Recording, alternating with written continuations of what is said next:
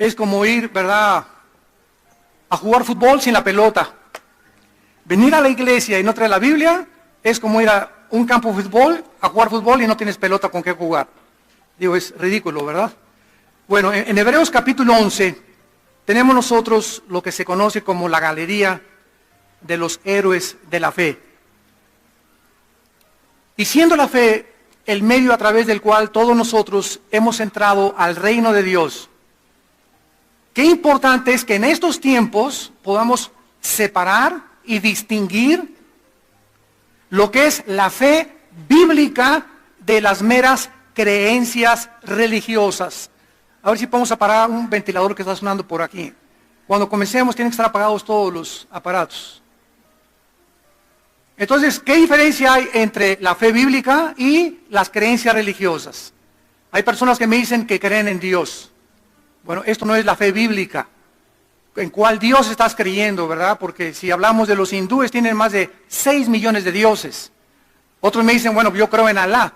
Bueno, Alá no es el Jehová del Antiguo Testamento y del Nuevo Testamento. Alá es un Dios imaginario inventado por cierta religión. Otras personas dicen, bueno, yo tengo fe que mi hijo se va a sanar. Y le pregunto a la persona, ¿cómo se llama tu hijo? Pancho, Juárez. A ver, déjame buscar si está en la Biblia Pancho Juárez. Porque si no está en la Biblia, no es fe. Fe es creer lo que está escrito nada más.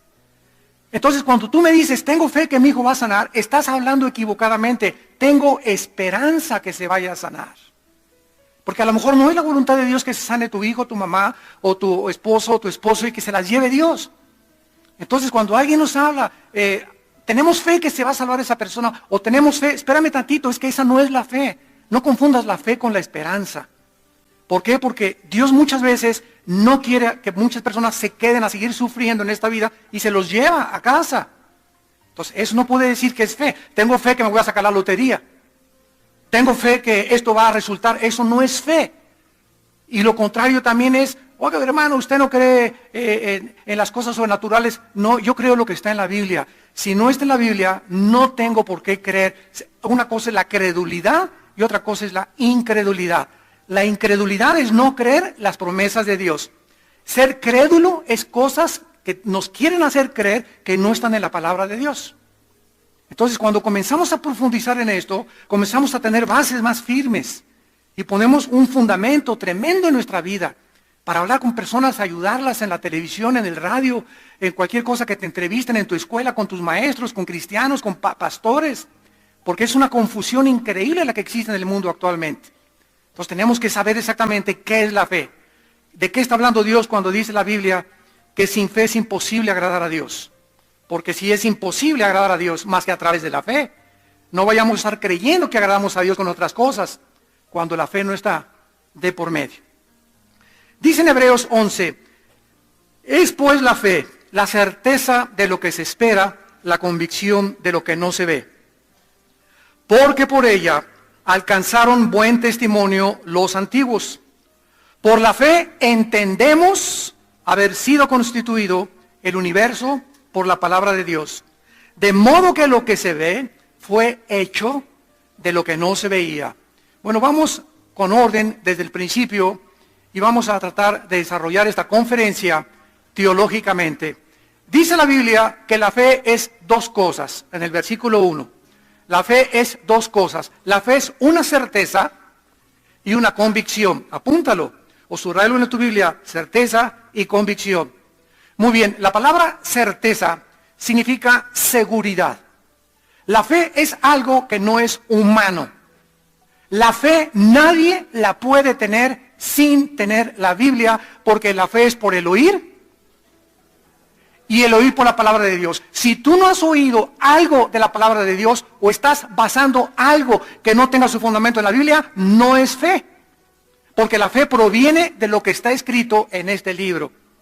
Entonces, la fe es una seguridad, dice la fe, la certeza de lo que se espera. Es una seguridad de algo que viene, algo futuro. Si yo lo tengo ahorita, ya no es fe. Porque la fe no puede, escúchame, la fe no puede tener evidencias.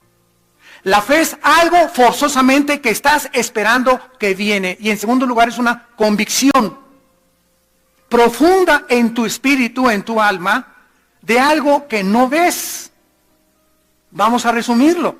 La fe está relacionada con el futuro y con lo invisible. ¿Vamos bien?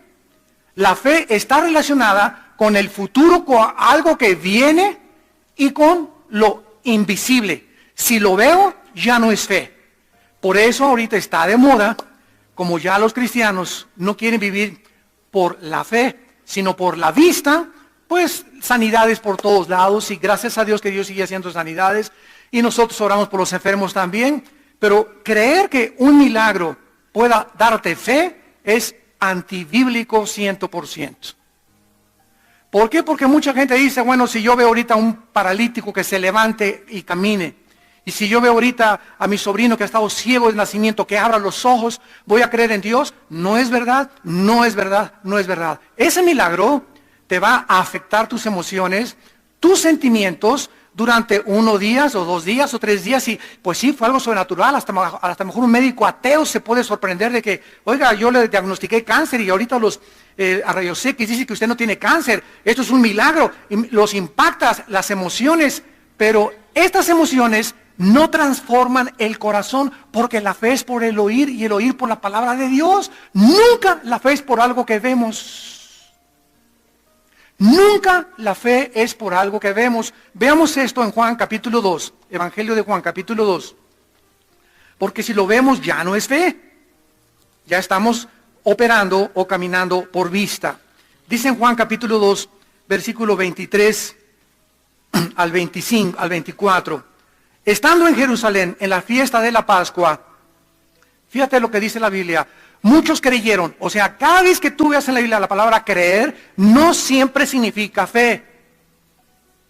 Porque unos creen en Buda, otros creen en Mahoma, otros creen en San Malaquías, otros creen en las profecías mayas, otros creen en esto, otros creen que el mundo se acaba dentro de 2 meses, otros creen. Esas creencias no son fe. Son creencias basadas en tradiciones humanas, etcétera, etcétera. Entonces, aquí dice la Biblia que muchos en la fiesta creyeron en su nombre creyeron viendo. ¡Oh, Dios mío, los milagros que hacía este hombre! No, tiene que ser Dios en él operando, etcétera, etcétera. Y podríamos creer nosotros, si asociamos esta palabra creer con conversión, pues podríamos asegurar, se convirtieron viendo. Pero miren lo que dice el versículo 24. Pero Jesús no se fiaba de ellos, porque conocía a todos. O sea, él no se emocionaba, caray, voy a hacer muchos milagros porque voy a pasarme haciendo milagros por todos para que todos crean. No, Jesucristo sabía que los milagros que él hacía eran señales que apuntaban a un propósito específico de su Padre. Pero él no hacía milagros para entretener a la gente, para divertir a la gente, para hacer un circo de los dones o el poder que el Espíritu Santo operaba a través de su vida y de su cuerpo. Entonces el mismo Cristo, ¿verdad? En Hechos tenemos el Simón el Mago. ¿Se acuerdan del Simón el Mago que tenía magias y era brujo y creyó a Felipe? Y entonces cuando comenzó a seguir a Felipe, comenzó a usar el don para venderlo, para hacer dinero. Y le dijo, tu dinero perezca contigo, Simón. O sea, no creyó, creyó secularmente, pero no bíblicamente. No era fe la de Simón el Mago. Regresamos a Hebreos. Y la fe pues es la certeza, una seguridad de algo que viene, una convicción de algo que nosotros no podemos ver.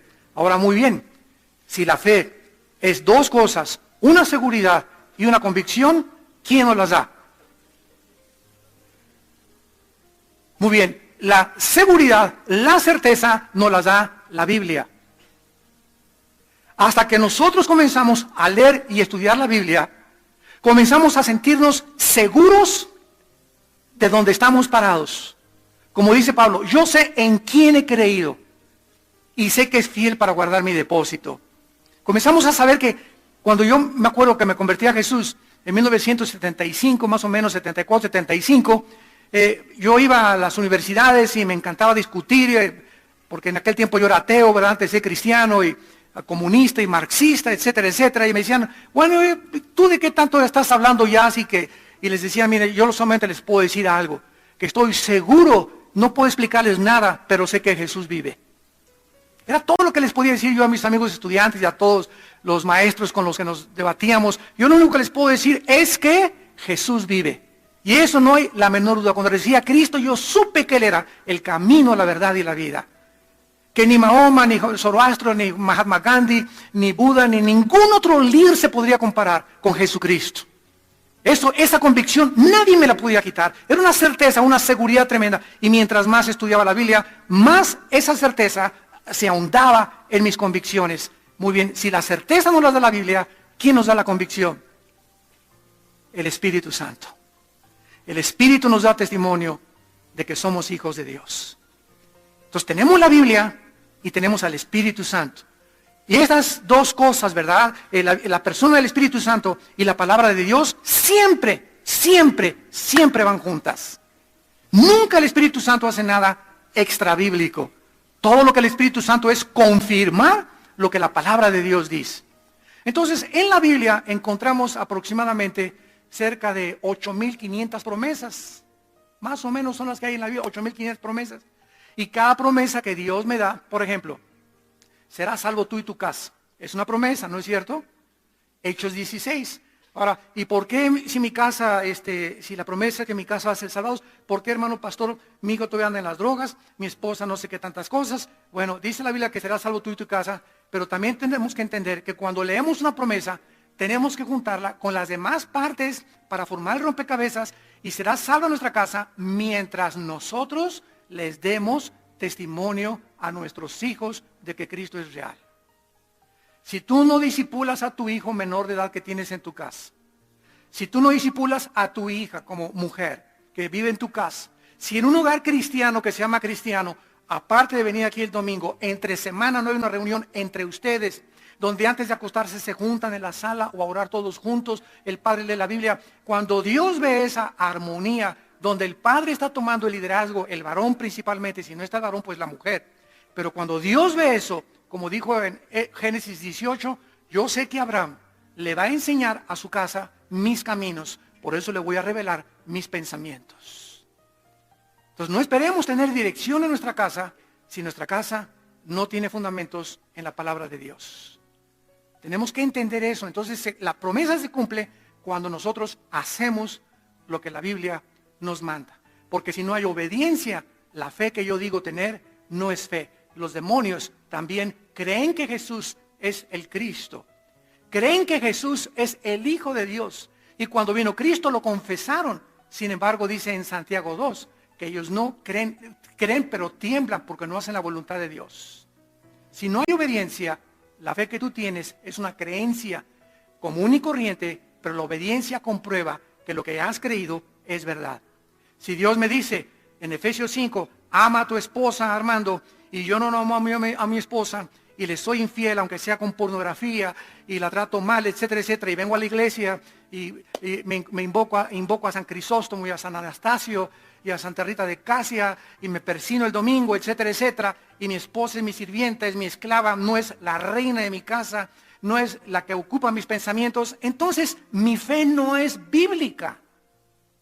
Creo en una religión, creo en ritos, creo en ceremonias. Miércoles de ceniza me ponen aquí la cenicita y en la noche me voy a la cantina Garibaldi. Entonces, esa no es fe. Tenemos que entender eso. La fe tiene que implicar obediencia en lo que Dios dice. Ahora, si Dios ve que haces eso con tu esposa, que la amas, que le enseñas la palabra a tus hijos, se abren las puertas de los cielos. Porque el que no escatimó a su hijo, ¿cómo no nos dará todas las cosas? Se abren las puertas de los cielos y Dios comienza a derramar bendición sobre la familia Díaz, sobre la familia Ramírez, sobre la familia Escalafonte, etcétera, etcétera. ¿Por qué? Porque Él quiere bendecir las familias. Porque esas familias bendecidas van a salir y van a ser instrumentos en su vecindario, en su trabajo, en los muchachos en su escuela. Es una familia que necesita esas bendiciones porque Dios quiere ser un canal a través de ellos. Si entendiéramos tan solo eso, viviríamos de otra forma y entenderíamos lo que es la fe. Muy bien, ahora dice el versículo 2 de Hebreos 11, que por la fe, por causa de la fe, alcanzaron buen testimonio los antiguos, o sea, las personas del Antiguo Testamento, vamos a verlo más adelante, desde Abel. Abel fue el primero que manifestó lo que es la fe. Y aquí vamos a encontrar un orden cronológico en Hebreos 11, de que primero fue Abel, después Enoc, después Moisés, después Abraham. Y este orden cronológico tiene un orden también bíblico, porque la fe de Abel era diferente a la fe de Enoc. La fe de Enoc fue diferente a la fe de Moisés. La fe de Moisés fue diferente a la fe de Abraham. Era la fe bíblica. Pero la manera en que se manifestó es la manera en que nos enseña cómo funciona la fe. Por eso es tan precioso este capítulo. Entonces, ¿de qué se trata? Se trata de que si nosotros decimos que tenemos fe, estamos alcanzando testimonio. Estamos dando testimonio con nuestra vida. En mi trabajo ya saben que soy diferente, en mi escuela saben que soy diferente, mis amigos son diferentes. El momento que yo doy testimonio que soy diferente, ¿qué es diferente? Santo. ¿Qué significa la palabra santo? Agios en el griego, kadosh en el Antiguo Testamento, en hebreo. Diferente, separado. Entonces cuando doy testimonio que soy así, ¿qué cosa? Estoy agradando a Dios. Porque se trata de que alcancemos a través de nuestras acciones y nuestra obediencia dar testimonio. Ahora fíjense, comenzamos a profundizar. En el versículo 3 de Hebreos 11 dice, por la fe entendemos. Qué tremendo está esto. Qué tremendo está esto. Si tú no tienes fe, tú no vas a entender a Dios. Si tú no tienes fe, no vas a entender el inicio del universo. Y por eso hay solamente dos escuelas de pensamiento.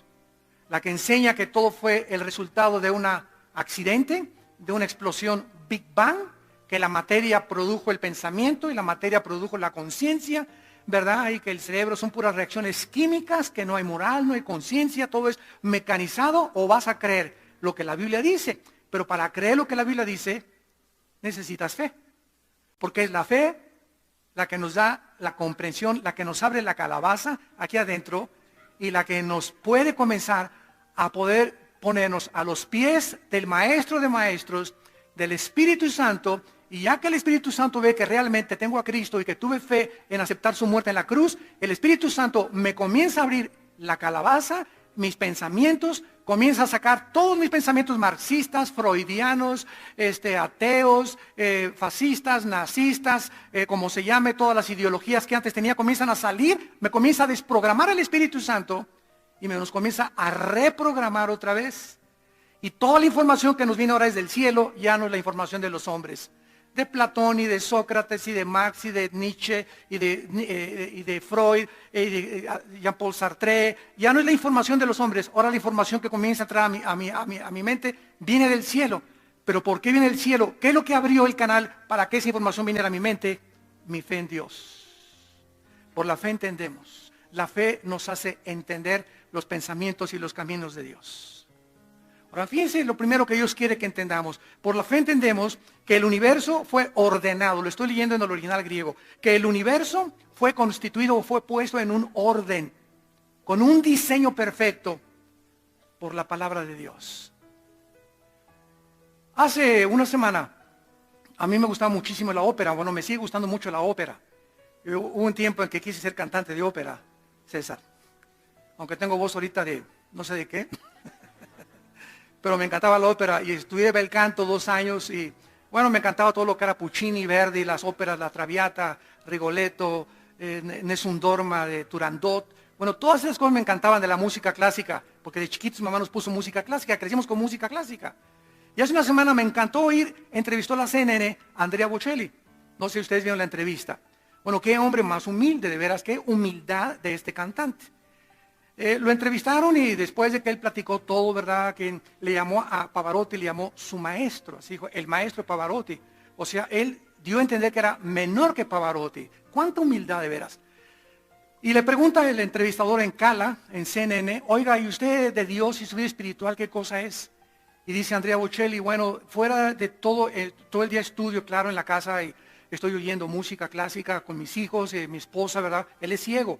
Tuvo un problema creo que a los 8, 9, 10 años de edad. Andrea Bocelli se quedó ciego totalmente, no ve nada. Entonces dice que aparte de que él estudia música todos los días, dice, estoy comenzando a buscar a Dios.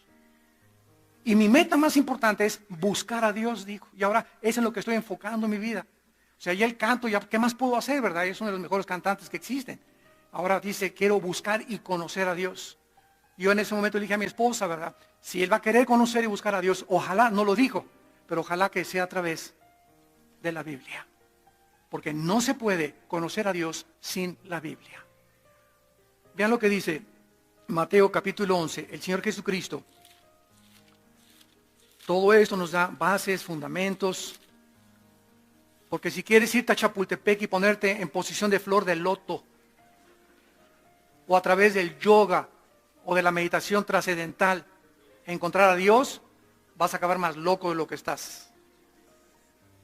Si quieres encontrar a Dios como Buda, Gautama Buda era un príncipe, y salió de su palacio, y dijo a su papá, al rey, quiero ir a buscar el origen del sufrimiento. Bueno, Buda, ¿verdad? Salió del palacio, y Gautama Buda nunca encontró el origen del sufrimiento. ¿Por qué? Porque no hay nada que traspase la capacidad y la intelectualidad humana que encontremos entre los hombres, ni entre los filósofos, ni entre los matemáticos científicos, en ningún hombre más que en Dios. Y así como los hombres han hecho libros para darnos información, Dios nos dejó la Biblia.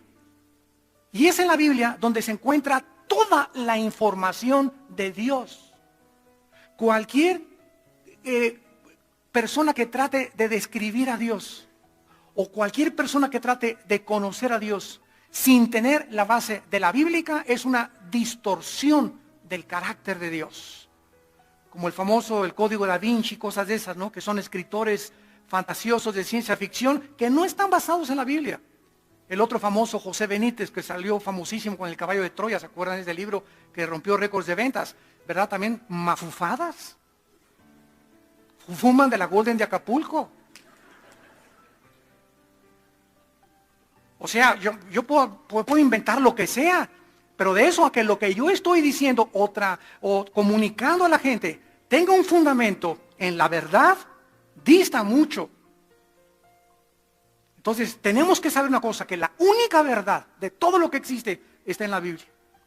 Física, química, arqueológica, antropológica, genética, gramaticalmente, literalmente, poéticamente, históricamente, en todas las disciplinas que tú quieras, la verdad se encuentra solamente en las Escrituras.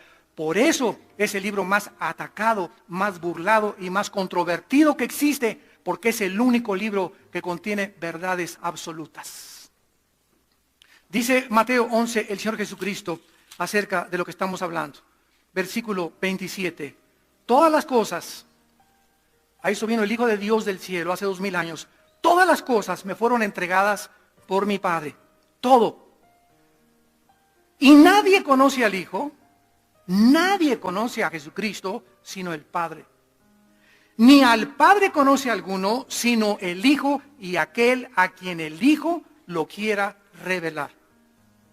Y en Juan 5:39 Jesucristo dijo, escudriñen las Escrituras, porque en ellas, aquí, tienen la vida eterna, y ellas, aquí las Escrituras, son las que dan testimonio de mí. ¿Qué está diciéndonos Jesús? ¿Quién quiere conocer a Dios? Yo. Jesús dice, primero me vas a tener que conocer a mí. Nadie puede conocer a Dios sin antes conocer a Cristo. ¿Y cómo puedo conocer a Cristo? A través de la Biblia. ¿Se fijan el orden? Así como vimos que por el universo fue constituido y puesto en orden por la palabra de Dios, dijo Bocelli en la entrevista, le pregunta a este entrevistador, ¿por qué cree usted en Dios? Y dice Bocelli, cuando yo veo un reloj, tiene que haber en la mesa de mi casa tiene que haber un relojero detrás. Y cuando el universo vemos un orden y un diseño del universo que nos rodea, que la Tierra no se sale de su órbita, el Sol, el acercamiento de la Tierra es perfecto para que haya la Vía Láctea, todo, vemos el orden y el diseño que existe, tiene que haber forzosamente un creador y un diseñador. Hace muchos años, como ustedes saben, todos los estudiantes saben que Blaise Pascal fue uno de los más grandes matemáticos de todo el siglo XX, de todos los últimos 5 o 6 siglos pasados, Blaise Pascal, y era cristiano, pero era cristiano de veras. Y un día en su casa, Blaise Pascal hizo una maqueta con el universo, el sol, la luna, todo así. Y entonces llegó unos profesores ateos, porque él enseñaba en una universidad también en Europa, Blaise Pascal.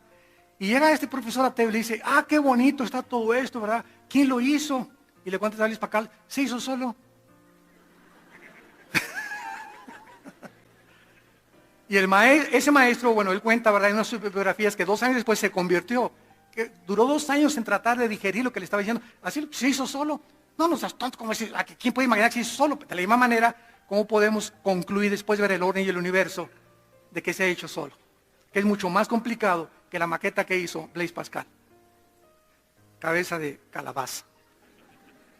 Entonces, regresamos a Hebreos. Vemos pues que la fe nos da ese entendimiento de qué es la verdad, quién es Dios, quién es Cristo, cuál es el origen de nosotros, quiénes somos, a dónde nos dirigimos, cuál es el sentido y el propósito de que yo haya nacido. ¿O nací acaso como un armadillo, como una hiena, como un león, o como una vaca, o como un toro, como un perro, como un gato?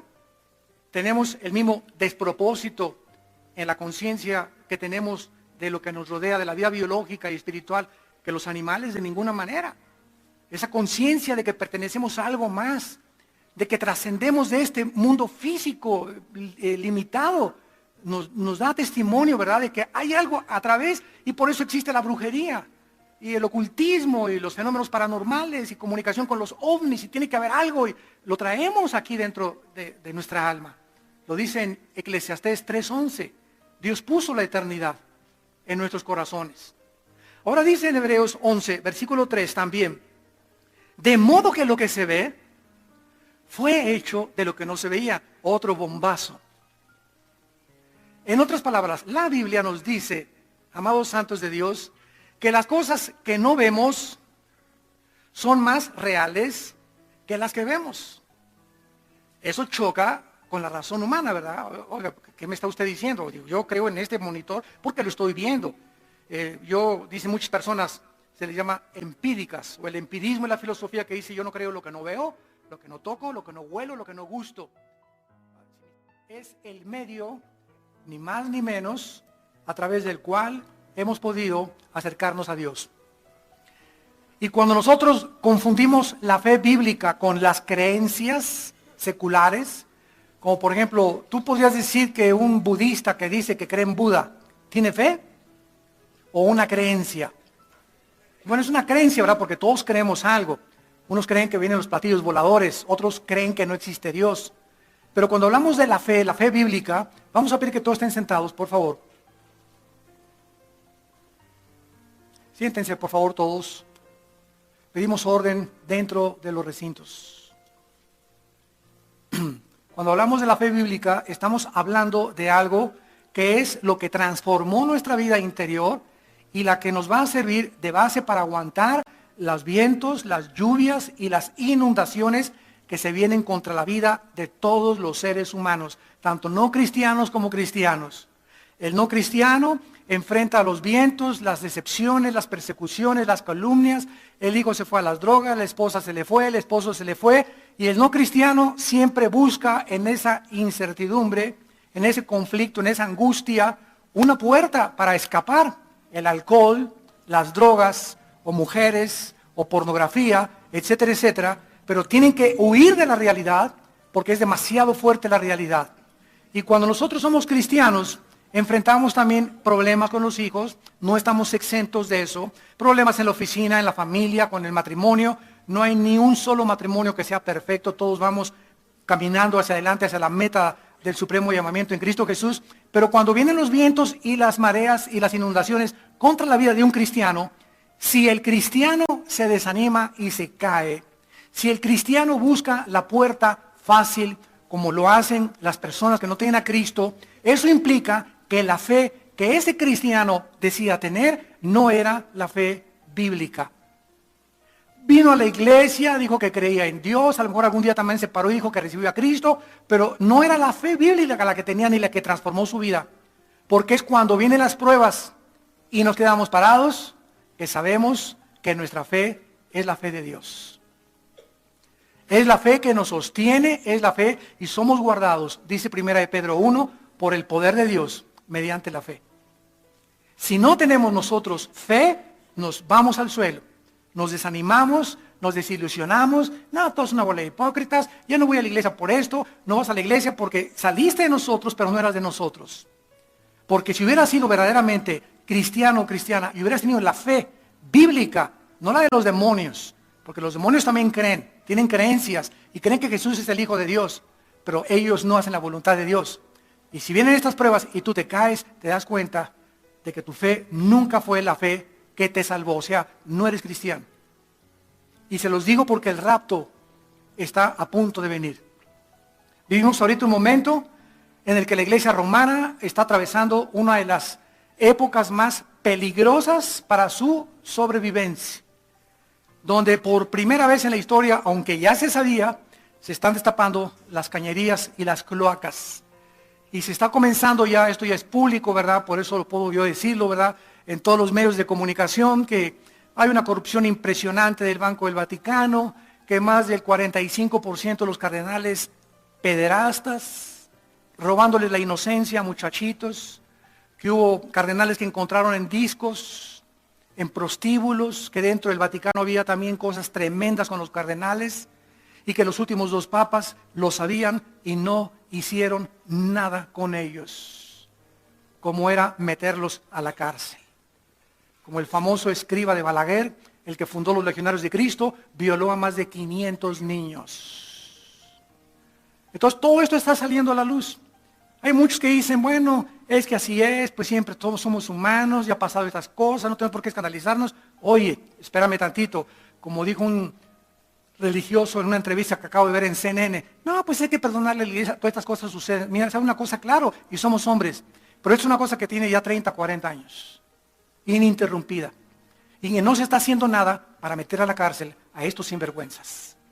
Entonces, este proceso que está atravesando la Iglesia Católica viene aunado a unas profecías que Malaquías San Martín, un sacerdote que vivía en Inglaterra, fue invitado al Vaticano hace varios siglos, y entonces las profecías, aproximadamente como en el siglo XII, estas profecías hablaban que iba a haber 112 papas. Esto es muy interesante porque son los papas que están ahorita. Y que después del 112avo, o sea, el 111avo fue Juan Pablo II. Y todas las cosas anteriores de los papas se han cumplido, que dijo Malaquías San Martín. Bueno, el papa lo invitó Inocencio, el papa Inocencio lo invitó al Vaticano, a Roma, y se espantó tanto porque las profecías dicen que cuando venga el último papa, que supuestamente es el que sigue ahorita de Benedicto XVI, y que va a ser negro, y que se va a llamar Pedro, Petrus Romanos, Pedro el Romano, viene el anticristo.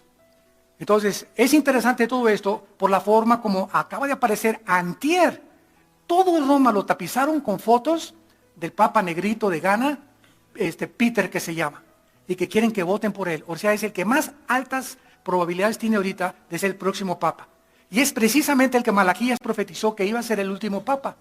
Entonces, toda esta situación vemos que en lugar de que este papa se hubiera quedado, ¿verdad?, y hubiera afrontado y hubiera metido a la cárcel a todos ellos, mejor como un capitán que se echa al agua cuando el barco se está hundiendo, abdicó, porque no renunció, abdicó. Los reyes y los supremos gobernantes abdican. Entonces, este papa, Benedicto XVI, abdica, se va a vivir a Castel Gandolfo, y ahorita viene un cónclave la semana que entra de todos los cardenales, ya van 2 que renuncian porque descubrieron que eran pederastas. Y mejor dijeron, ya no queremos ni seguir siendo cardenales.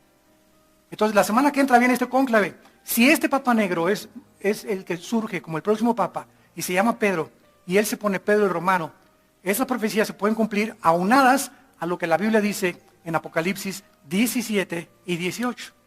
¿Qué dice la Biblia acerca de estas cosas? Malaquías es una cosa, la Biblia es otra cosa. En Apocalipsis 17 dice que cuando Juan fue llevado al desierto por el Espíritu Santo, vio a una bestia con 7 cabezas y con 10 cuernos. Pero esta bestia estaba arriba de ella una mujer. Y la Biblia le llama la gran ramera. Babilonia, la prostituta, la madre de las rameras, con la cual han fornicado todos los reyes de la tierra. Entonces, esta mujer montada arriba de la bestia simboliza el poder religioso. Y muchos han asumido que el próximo papa es el anticristo. Quiero decirles que no es así. El anticristo no va a ser un personaje religioso, va a ser un líder político y económico y militar. que va a solucionar problemas de economía, va a solucionar problemas, bueno, va a hacer señales y milagros mentirosos. Y el líder religioso que surge de Roma, de acuerdo a Apocalipsis 17, ¿cómo sabemos que surge de Roma? Porque dice en Apocalipsis 17 que esa ramera es la gran ciudad que está asentada sobre 7 colinas. Y la única ciudad en el mundo asentada sobre 7 colinas es Roma. Entonces vemos cómo las piezas del rompecabezas se comienzan a unir. Entonces esta mujer representada por el sistema religioso está en la Biblia montada sobre la bestia. En otras palabras, de acuerdo a la Biblia, los próximos años o los próximos meses, el poder religioso va a resurgir en el mundo con más poder que nunca. Va a suceder algo en Roma, que el próximo papa, ¿verdad? Si no es o si no se equivocó Malaquías, va a ser el falso profeta, Apocalipsis 13, del 11 al 18. Entonces, este líder religioso montado sobre la bestia, que es el anticristo, va a dominar la religión a la política durante tal vez 2, 3 años. Va a hacer milagros el próximo papa. Mentirosos, ¿verdad? Milagros. Muchos creen, teólogos que estoy ahorita leyendo, muchos creen que va a ser un ser extraterrestre. O que a esa persona se le van a dar poderes como se les dieron en el Antiguo Testamento, en Génesis 6, cuando los ángeles se mezclan con las mujeres. Nació una raza híbrida en la Biblia que le llamó los Nepilim, que se tradujo los gigantes o los refaitas de Rafaim. Y cuando Moisés entró a la tierra de Canaán, estaba llena de gigantes. Casi todas las tribus cananitas eran gigantes, de 4,50, 5 metros. Estuvieron 1000 años habitando la tierra gigantes, mezclas híbridas de ángeles con mujeres. El rey David, en 2 de Samuel 21, fue el que los acabó a los gigantes. Entonces vemos que estas mezclas híbridas se pueden repetir porque Cristo dijo, como en los tiempos de Noé, será la venida del Hijo del Hombre. Entonces cuando Cristo venga, tal vez haya una mezcla demoníaca, porque dice la Biblia en Apocalipsis 11, que el anticristo surge del abismo. La bestia que sube del abismo, que es el abismo, la habitación de los demonios. El infierno es otra cosa, el infierno es donde están los espíritus humanos esperando el juicio final. En el abismo están los demonios y en el Tartarus, 2 de Pedro 2, están los ángeles que se metieron con las mujeres en Génesis capítulo 6. Entonces todo este panorama se está formando y nos damos cuenta que cerca estamos ya del arrebatamiento de la iglesia. Y se los digo porque se los dije a mis hijos hace 4 días antes de venir. Estábamos comiendo, les dije, quiero decirles algo, hijos míos. Ustedes tienen papá cristiano, mamá cristiana, pero Dios no tiene nietos. Aunque yo quiero y que espero, y todo padre cree que los hijos son cristianos, les quiero decir lo siguiente. Si viene mañana y mamá y yo desaparecemos y se quedan ustedes aquí en la casa solos, ya saben por qué, porque no eran cristianos. Y me dijo mi hija Salem, de 18 años, oye papá, ¿y cómo podemos saber que somos cristianos? Porque yo me quiero ir con ustedes en el rapto. Dije, bueno, número 1, el cristiano, te voy a dar 3 señales que eres cristiana. Número 1, el cristiano lee la Biblia. El cristiano lee la Biblia, medita en la Biblia, ama la Biblia, tiene hambre por leer la palabra de Dios. Si tú te dices cristiano y vienes hasta la iglesia el domingo como ahorita, y entre semana nunca abres la Biblia, no es cierto que eres cristiano. Porque cuando el Espíritu Santo entra en nuestra vida, sentimos que necesitamos hacer contacto con este libro. O sea, es una cosa que sobrepasa el entendimiento. Necesito leerla, algo, ¿verdad? Y me encanta oírla y estudiarla. Número 2, el cristiano ora. Yo les dije a mis hijos, ¿ustedes tienen una vida de oración? Antes de acostarse, ¿hablan con Jesús? Cuando se levantan, ¿hablan con Jesús? ¿Han ido a reuniones de oración? ¿Les gusta orar? ¿Les gusta comunicarse con Dios? Y número 3, el cristiano le habla a la gente de Cristo. Si tú dices que tú eres cristiano y desde que te convertiste a nadie le has hablado de Cristo, tu cristianismo es una religión, no es el cristianismo bíblico. No eres nacido de nuevo. Eres religioso, pero no eres cristiano. Y si viene el arrebatamiento hoy en la tarde y desaparecemos millones de personas, tú te quedas a la gran tribulación que se viene como jamás el mundo la ha conocido. Tsunamis, meteoros, lluvia de meteoros. El meteoro que cayó en los montes Urales, allá al noreste de Rusia, no va a hacer nada. Era un meteoro el que cayó ahora en febrero, que tenía el potencial de 4 bombas atómicas. Como no explotó porque no era radiactivo, más de 10,000 kilómetros alrededor, los vidrios se cimbraron por una cosa que no era más grande de aquí donde está la pared. Imagínense un meteoro más grande. Dicen que fueron los meteoros los que desaparecieron los dinosaurios en la península de Yucatán hace millones de años. Entonces, todo lo que se viene sobre el mundo es terrible. Es hora de volverse a Dios y tomar en serio a Dios. Ya deja de jugar con Dios, deja de poner tus ojos en el mundo, ven a la palabra de Dios, arregla las cosas con tu familia, con tus hijos, con tu matrimonio, ponte en paz con Dios, porque los tiempos se vienen como nunca se habían venido. Y esto es precisamente lo que el capítulo 11 de Hebreos nos ofrece. Podríamos llamar una galería de héroes, de hombres como tú y como yo, con pies de barro, que le creyeron a Dios. Pero no hay forma de saber que hemos creído si no obedecemos lo que la Biblia dice. Si tú sabes que debes amar a tu esposa y no tratarla como sirvienta ni como una esclava, es porque estás obedeciendo Efesios 5:22. Amen maridos a sus mujeres. Si tú eres joven y no te has casado y te sometes a tus padres, aunque tus padres no sean cristianos, y los obedeces, es que lo haces por el Señor, es porque tienes al Espíritu Santo, porque obedeces la palabra de Dios. Si eres cristiana y estás sometida a tu esposo y respetas a tu esposo y no lo insultas, ni te vengan, ni le das chadorrazos, ni lo correteas con el sartén, es porque eres cristiana, porque tienes un espíritu que puede de poder y de dominio propio. Entonces, si no hay obediencia en lo que la Biblia tú sabes que dice, tu fe es la fe de los demonios. Ven qué importante es esta serie de saber si realmente la fe que profesamos es la fe de Dios.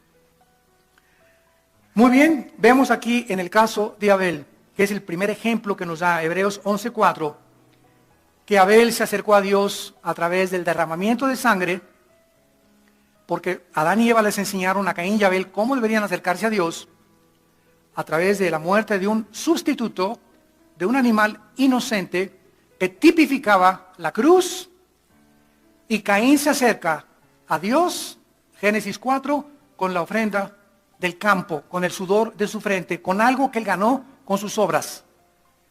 Y cuando queremos a Dios decirle, mira Señor, yo hice 5 asilos, y yo estoy sosteniendo un orfanatorio, y Señor, bueno, no está mal, ¿verdad? Y Señor, me fui a la villa 1 kilómetro de rodillas, y cuando es el miércoles de ceniza me ponen aquí y voy a que me pongan si tú dices todas esas cosas, ¿verdad? Que no son malas en sí, ¿verdad? Simplemente estás diciéndole a Dios, acéptame conforme a lo que yo hice, obras, sacrificios.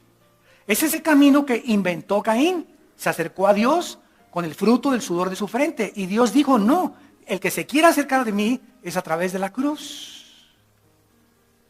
A través de la cruz de mi Hijo Jesucristo. Porque si hay otro camino que le quieres dar vuelta a la cruz, que es el camino de la religión, que los hombres hemos inventado, llámese catolicismo romano, judaísmo, zoroastrismo, islam, la religión que tú quieras, las inventamos nosotros para poder acercarnos a un Dios por desconocer el camino que Dios estableció en su palabra. Entonces hay caminos que parecen derechos, pero su fin es camino de muerte. Entonces es la cruz la que nos dice que es la forma en la que Dios hizo la paz, Colosenses 1, Efesios 2, con el Padre. Yo vengo a la cruz y me abrazo a la cruz, y en cuanto yo recibo a Cristo y acepto un sacrificio, porque es por la sangre, nada más por la sangre, sin derramamiento de sangre no hay perdón de pecados, yo hago la paz con Dios, me conecto con Dios, porque he aceptado lo que Él dice en su palabra, no lo que yo pienso, ni lo que yo creo, ni canto la canción famosa de Frank Sinatra a mi manera. Como les dije, la canción favorita es El Infierno.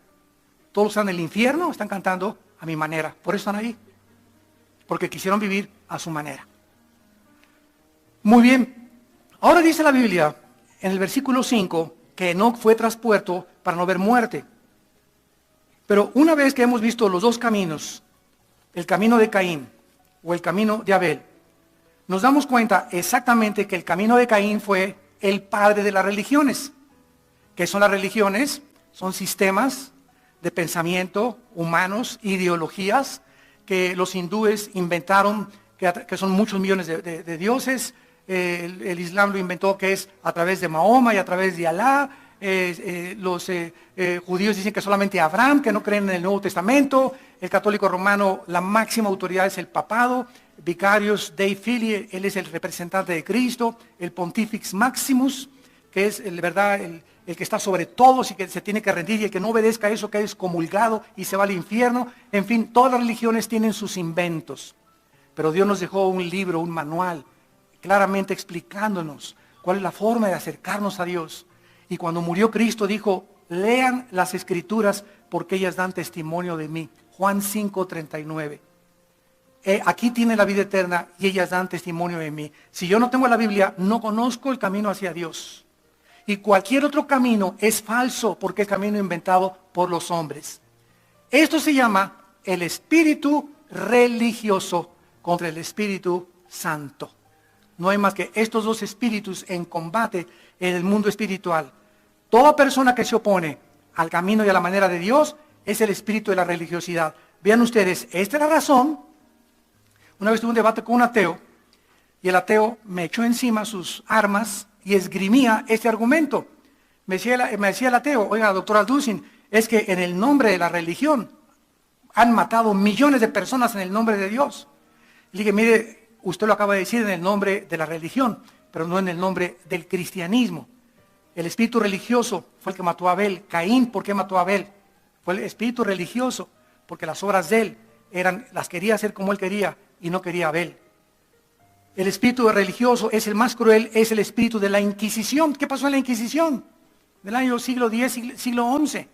Mataron en un día, en la matanza de San Valentín, 300,000 cristianos en un día. ¿Por qué? Porque leían la Biblia. Se prohibió la Biblia. En cuanto el papado se sentó, dijeron, se cierra la Biblia. Y hasta 1961, escúchenme muy bien. Por eso es importante que el que no conoce la historia está en peligro de repetirla. La historia nos enseña que el hombre no aprende de la historia. Y por eso vive la gente una mentira. Por eso tú y yo vivimos una mentira hasta que conocimos la Biblia y la Biblia nos abrió los ojos. Pero hasta 1961, un papa llamado Juan XXIII, gordito, simpático, le dicen el papa bonachón, por primera vez después de más de 1800 siglos, escuchan, 1800 años, después de 1800 años, le llegan una Biblia a Juan XXIII. Y Juan XXIII abre la Biblia y la comienza a leer. ¡Ah, chirrión!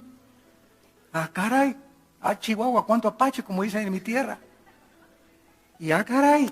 ¡Ay! ¿Qué es esto? ¿Y qué es esto? ¿Y qué hace Juan XXIII? Inmediatamente manda quitar la misa en latín. Porque antes todo era latín, ¿verdad? Introdujo al altar de Dei, Deum collectificat juventutem meam. Me introduzco al altar de Dios y el sacerdote tenía que en latín. Yo me acuerdo que de niño iba a la iglesia y quién sabe ni qué dijeron, ¿verdad? Nomás le hacía llegar así y al salir me hacía así también. Y ya cumplí. Y saliendo que viva Pancho Villa. Esa es la religión. El domingo doy mis limosnas y ayudo al cura y lo invito a mi casa, pero puedo tener mi amante. Yo tenía un tío en nuestra familia que era millonario, ya se murió. Y pertenecía a una secta grandísima religiosa en México. Daba casi $500,000 al mes al Vaticano. Pero toda su vida vivió con 2 y 3 amantes. Entonces, esa es la religión, la que te limpia la conciencia por un ratito. Entonces, en 1961, el Papa Juan XXIII comienza a leer la Biblia y se llama el Segundo Concilio Vaticano. 1960, 61, 62. Y Juan XXIII quita los santos de las iglesias, quita el latín y permite la música. Ahora, muchas iglesias todavía tienen santitos, ¿verdad? Pero ya están contra Roma, porque es un edicto papal que ya no tuvieran imágenes. Entonces ya casi muchas iglesias más que las antiguas todavía tienen ahí sus estatuas, pero las mandó quitar y mandó que se dijera en el lenguaje común del vulgo la misa. Entonces vemos que del 60 a nuestros días, hace 50 años, Roma, gracias a Dios, no los jerarcas, sino el populus, el pueblo católico, comienza a leer la Biblia. Y millones de católicos se están convirtiendo a Cristo. Y ahorita yo conozco tengo amigos míos católicos, que en sus casas hay estudios bíblicos. Y van a misa, y no les digo nada, porque yo sé que si son cristianos, no tardan mucho en que el Espíritu Santo los saque de ahí. Porque el Espíritu Santo no nos guía a la idolatría, nos guía a la verdad. Pero hay que tener paciencia. Mi mamacita, que les mencioné hace un rato, de 88 años, fue la más difícil. Primero se convirtió mi hermano Alejandro, que es el director del Instituto Teológico, luego me convertí yo, luego mis hermanas, y mi mamá fue la última, junto con mi abuela, que ya se murió de 97 años de edad. Y a los 85 era presidente de la Acción Católica durante 35 años. Y me acuerdo un día, tenía la foto del Sagrado Corazón arriba de su cama. Y le digo, abuelita, van a venir unos misioneros a comer aquí. Ay, invítalos, por favor. Ya me acompañaba ya a los estudios, pero no quitaba su retrato de su Sagrado Corazón, ¿verdad? Tenía como 1 año y medio la viejita. Hay que tener paciencia. Tú le dices una prostituta a la noche a la mañana, ¿verdad? Pues ya deja esto, o a un drogadito, esto, ¿verdad? Porque es un proceso de desarrollo en el que vamos poco a poco. Si somos cristianos, vamos creciendo en el conocimiento y la gracia. Y me dice mi abuelita, bueno, invítalos a la casa, yo les quiero dar esa comida a los misioneros. Quería conocer misioneros cristianos. Mi abuelita, ya los llegué. Pues ya comieron en la casa, mi abuelita les enseñó toda la casa y los metió a su cuarto. Entonces ellos vieron la foto del Sagrado Corazón, ¿verdad? No dijeron nada, muy prudentes, y se fueron y me dice mi abuelita, mijito, ¿qué te dijeron los misioneros de mí? Se fueron muy tristes, le dije, abuelita. ¿Por qué, mijito? Porque me dijeron que tenías ahí una imagen todavía, ¿verdad? Y los cristianos no adoramos imágenes y no tenemos más que a Jesús en el corazón. Al otro día fue y la quemó. Y ahí fue su bautizo, realmente podría decir, ¿no? O sea, en el que dijo ya, ¿verdad? Acabo con el pasado totalmente, pero tardó 1 año y medio en dejar sus imágenes. Pero el Espíritu Santo lo hizo en su corazón. Y así tenemos nosotros que hacerlo. Entonces ahora tenemos que tener compasión de toda esta gente, ¿verdad? Que así estábamos todos nosotros. Y no hay que burlarnos de ellos, ni mucho menos, sino hablarles con la verdad. Es que esta es la verdad y la verdad te hará libre. Y si no te gusta, ¿verdad? Es porque quieres aferrarte a tu religión, pero no a la Biblia. No sé cuándo vieron ustedes hace poco el programa en el CNN de los 4 religiosos que entrevistaron en Cala, en Miami. Y entrevistaron al padre Alberto, ¿se acuerdan que se casó? Un muchacho, creo que era cubano, y lo excomulgaron. Y entonces ahí lo entrevistan a él, y entonces él dice, bueno, ahora Roma me excomulgó, y yo me enamoré de una muchacha y rompí mis votos de celibato sacerdotal, porque un cura no se puede casar, ni un cardenal mucho menos. Y la Biblia dice que se casen. Qué tremendo, ¿verdad? La Biblia ordena que se casen. 1 Timoteo capítulo 3, en las Biblias católicas lo dice, por el amor de la Macarena. Y dice el padre Alberto, hace como 4 días vi la entrevista, dice el padre Alberto, dice, a mí me critican por eso, y ahora yo soy fiel a mi esposa y la amo y estoy enamorado de ella. Y los cardenales pederastas no los excomulgan, que les robaron la inocencia a miles de personas, pero a mí sí me persiguieron, dice. Dice, esto fue lo que me hizo abrir los ojos y darme cuenta que vivía yo una mentira. Yo también me quedé así, dije, oye, es una gran verdad. Dice, a mí me excomulgan por casarme bien y rompí mis votos, ok, ya no sigo con ustedes, no hay ningún problema, y me persiguen de apóstata, me dijeron excomulgado, te vas al infierno. Y estos sinvergüenzas, dice que le quitaron la inocencia a miles de muchachos, no los expulgan de la iglesia. ¿Por qué estas contradicciones, verdad? Porque no tienen la verdad y no les interesa la verdad. Es una religión, un front, un maquillaje de lo que se esconde detrás. Y eso es lo que la Biblia nos quiere prevenir. Tenemos que cuidarnos de la religiosidad. El espíritu religioso fue el que en la Inquisición, en el nombre de Dios, mató a miles de cristianos y de judíos. Las cruzadas los manda el Papa a la Tierra Santa a matar a todos los judíos y a todos los cristianos o musulmanes que no creyeran que el Papa era el jefe de toda Europa. Nadie se podía casar en Europa, nadie podía comprar terrenos, nadie podía hacer nada sin el imprimatur del Papa. Él era el jefe apostólico del Sacro Imperio Romano. ¿Qué fue lo que pasó con los ataques suicidas ahora en Nueva York? ¿Quiénes fueron los que se fueron contra las Torres Gemelas? ¿Quiénes fueron? 4 hombres, ¿verdad? Bueno, eran 19 en total, pero los 4 aviones eran manejados por hombres del Islam, que es no todos los musulmanes son así de radicales, pero en el nombre de Alá se fueron y se suicidaron. ¿Por qué? Porque su religión les promete que cuando ellos murieran, los iban a estar esperando en el cielo 23 vírgenes. Dicen, con la gorda que tengo de esposa, pues mejor me mato. Entonces, en el nombre de la religión, le dije yo a este ateo del debate, regreso al debate con el ateo, todos estos crímenes han sido en nombre de la religión, pero es que el mundo no entiende la diferencia entre la religión y el cristianismo. Creen que el cristianismo es una secta o que los evangélicos somos una secta y no saben que una secta es Testigos de Jehová, Mormones, Ciencia Cristiana, Unitarismo. Esas son sectas. ¿Por qué son sectas? Porque no se apegan a la palabra de Dios como su única autoridad. Tienen la Biblia más, los mormones, Doctrinas y Convenios, la Perla de Gran Precio, los Testigos de Jehová, la Biblia más, la revista de la Atalaya y las revistas y los escritos de Charles Russell, el que fundó los Testigos de Jehová. Y así todas las sectas tienen la Biblia más otra cosa. El cristiano es la Biblia nada más. Sola Escritura, sola fide, solo Cristo. fue la bandera que esgrimió la Reforma. Martín Lutero en la famosa Reforma protestante. Fue la religión la que asesinó a todos los profetas en tiempos antes de Cristo. ¿Quién crucificó a Cristo? No fueron los romanos fueron un instrumento. ¿Quiénes crucificaron a Cristo? Los religiosos del tiempo de Cristo. Los religiosos. No las prostitutas, no los borrachos, no los celotes, los religiosos. El espíritu de la religión. Y es la religión que controla en el siglo XXI la mayoría de los gobiernos. Porque la mayor parte de los políticos les conviene adherirse a la religión popular, porque es la que les garantiza los votos. Y Apocalipsis 17 se repite la escena. La religión controlando el poder político, que es el anticristo. El anticristo se va a deshacer y va a quemar Roma, como dice la profecía de San Malaquías. Va a quemar Roma, Apocalipsis 17 y 18, y el anticristo se convierte en gobernante mundial, según de Tesalonicenses 2, del 3 al 4, y él se hace Dios sobre toda criatura, con milagros, prodigios mentirosos. Muy bien.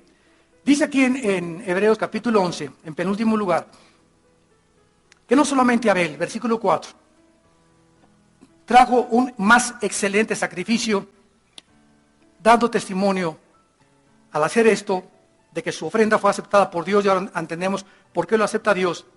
Y aún Abel, que ya murió, lo que él hizo, habla por ella. ¿Qué está hablando por ella? Hebreos 11:4. Cuando se hace la Biblia, se imprime el nombre de Abel. El Espíritu Santo da testimonio en la Biblia, en este versículo, de que Abel fue encontrado justo ante los ojos de Dios. Dice el versículo 6, pero sin fe, hagas lo que hagas. Que te quede bien claro. Hagas lo que hagas. Si tu fe, si tu creencia en Dios no está basada en las Escrituras, y lo que tú conoces que tienes que hacer como cristiano no lo estás haciendo, entonces no estás agradando a Dios. No le digas, Señor, bueno, anoche forniqué, pero mañana voy a dar un buen diezmo. Ayer me fui con mi amante, pero voy a hacer esto. Voy a dar dinero más al orfanatorio. Eso se llama lavar la conciencia. Es la fe lo único que la Biblia nos enseña que agrada a Dios. Ahora vean ustedes lo que dice de la fe el versículo 6. ¿Por qué es necesario? Necesario significa que no hay ninguna otra cosa más que esto. Es necesario, en primer lugar, que el que se acerca a Dios crea que le hay. Cuando te hincas hoy en la mañana, hoy en la tarde, en una reunión de oración, asegúrate que del momento que estás orando, estés absolutamente seguro y convencido, la fe, la certeza de lo que se espera, la convicción de lo que no se ve, que Dios es real. Hace muchos años les conté también una historia que vivíamos ahí por las Arboledas, en Valle Dorado, y había un estudio en una casa de una de las hermanas por ahí, y llegué y me invitaron a desayunar unas hermanas, era la mamá, 3 hijas con sus 2 esposos, y llego a la sala de la casa, y, oye, tu mamá no está, les dije a las muchachas, está arriba orando, hermano. Ay, ni Santa Rita de casa, hijo. Ya tenía 40 minutos orando la hermana, ¿no? ¿Dónde está tu mamá? Pues esto. Y cuando baja la hermana, baja. Ay, hermano pastor, ¿cómo está usted? ¿Qué le pasa, Nachole? ¿Qué le pasa? Ay, hermano pastor, usted no sabe. Le digo, mire, antes de que me sigan y me quiera dar los tamalitos de desayunar, regrese a orar, le dije. Ay, ¿me viene a regañar? Sí, le dije, porque usted no viene a orar, porque usted tiene aquí, dice que apantallándonos, o me quiere apantallar a mí que tiene 40 minutos, o para que yo crea que soy muy espiritual y el hombre quería ser directora de la femenil. Pero ¿sabe una cosa? Cuando uno cree que Dios existe, ahí le deja uno las cargas y usted bajaría con la cara de un querubín. Es verdad, estamos atribulados en todo, pero no angustiados, perseguidos, mas no desamparados, derribados, mas no destruidos. Es verdad que tenemos angustias tremendas, pero cuando nos caemos en rodillas y oramos, echamos nuestra ansiedad sobre Él. Si creemos que realmente Dios va a encargar de mi hijo, de mi hija, de mi problema, y me levanto con una paz que sobrepasa entendimiento, porque creo que Dios ahora se hace cargo de ese problema. Señor, yo no puedo cambiar a mi esposa, a mi hijo, mi trabajo. Yo no puedo cambiar nada. Yo no soy tu Dios. Vengo y creo que tú lo puedes hacer. Creo en ti. Yo quiero paz y quiero vivir tranquilo. Y si tú no tienes esta paz y esta tranquilidad, tu fe no es la fe bíblica, por el amor de Dios. Diga, hermana, regreses a su cuarto a volver a orar. Y hasta que no tenga usted paz y no baje usted tranquila, o le doy un ecuanil. Entonces, es necesario que cuando nos acerquemos a Dios, Creamos que Él es. Si no, no ores. Si no, no ores. Hay hermanas que cada domingo... Oye, doña Chole ya tiene 5 años. Y al ratito va a ser así. Parece que está ladrando, doña Chole. Y en segundo lugar, dice la Biblia que si nos acercamos a Dios, en segundo lugar, esto es necesario, imprescindible. Tenemos que creer que Él es galardonador, o sea, que Dios premia. Que Dios premia. Hace algunas semanas estaba yo meditando en la mañana en Job capítulo 10. Y me impactó esto. Dice en Job capítulo 10, la sabiduría no se encuentra en el mundo. No se encuentra en los filósofos, no se encuentra en los políticos, no se encuentra en un diplomado de ciencias políticas, un doctorado fulano. En la Biblia, la sabiduría no es de este mundo. La sabiduría no se puede comprar. La sabiduría es muchísimo más preciosa que todos los millones de dólares que pudieras algún día obtener. Y comenzando a meditar en esto, dije, Dios mío, pero ¿cómo exaltas la sabiduría? Por toda la Biblia se hace eso, especialmente el capítulo 10 del libro de Job. Y acaba el capítulo 10 de Job. Y entonces comencé yo a pensar, Dios mío, yo creo que leyendo mucho la Biblia voy a tener sabiduría, ¿verdad, Señor? O yéndome a un seminario teológico y 3 doctorados en teología y filosofía y letras. Y acaba el capítulo 10 de Job y dice lo siguiente, en el temor de Dios está la sabiduría y la inteligencia, apartarse del mal. Me cayó como un rayo, tremendo en mi corazón.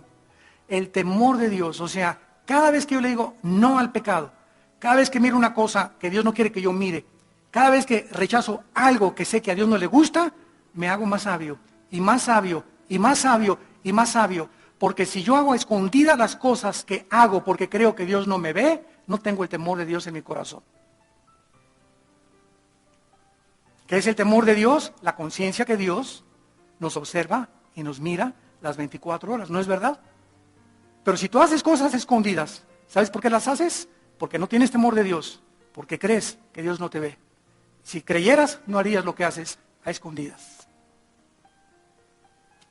Y entonces, no tengo sabiduría para aconsejar a mis hijos, no tengo sabiduría para sacar adelante nuestro matrimonio, no tengo sabiduría para administrar mis finanzas, no sé cómo administrar el negocio. ¿Por qué no tienes sabiduría?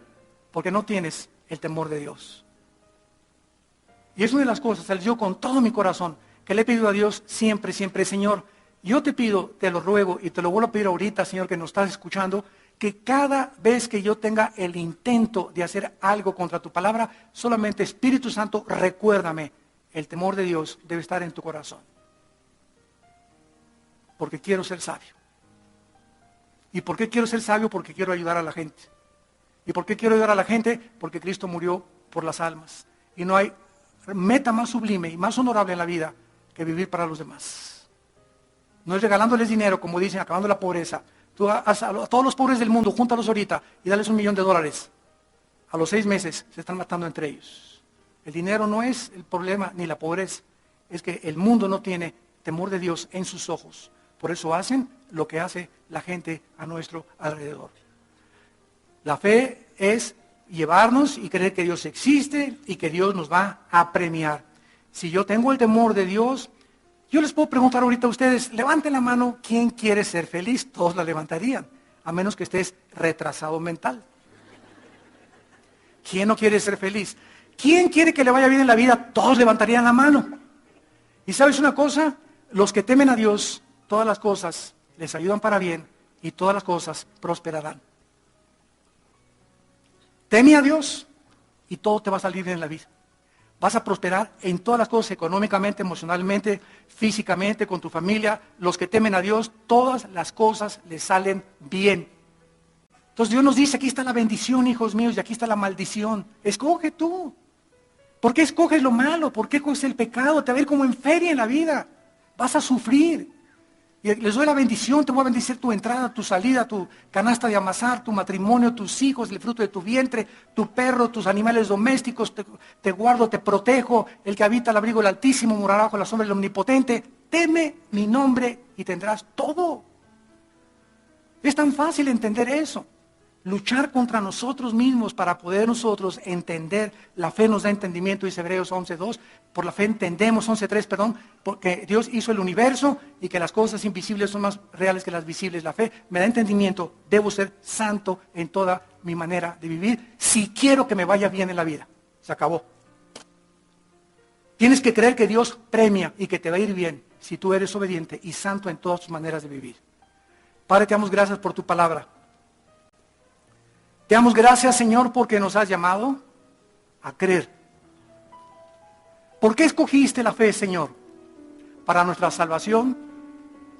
Porque el pecado entró por la incredulidad. Cuando la primera pareja de seres humanos no creyeron lo que tú les decías, cayeron en pecado y te abandonaron y murieron espiritualmente. Y como todos descendemos de esa primera pareja, todos hemos heredado esta infección del alma que se llama pecado en la Biblia. Y ahora tú vienes a nuestra vida para que creamos que es a través, no de la religión, no de las obras, ni de los sacrificios, sino en la cruz, lo que Jesús hizo en la cruz, la forma en la que nosotros debemos de recibir esta salvación.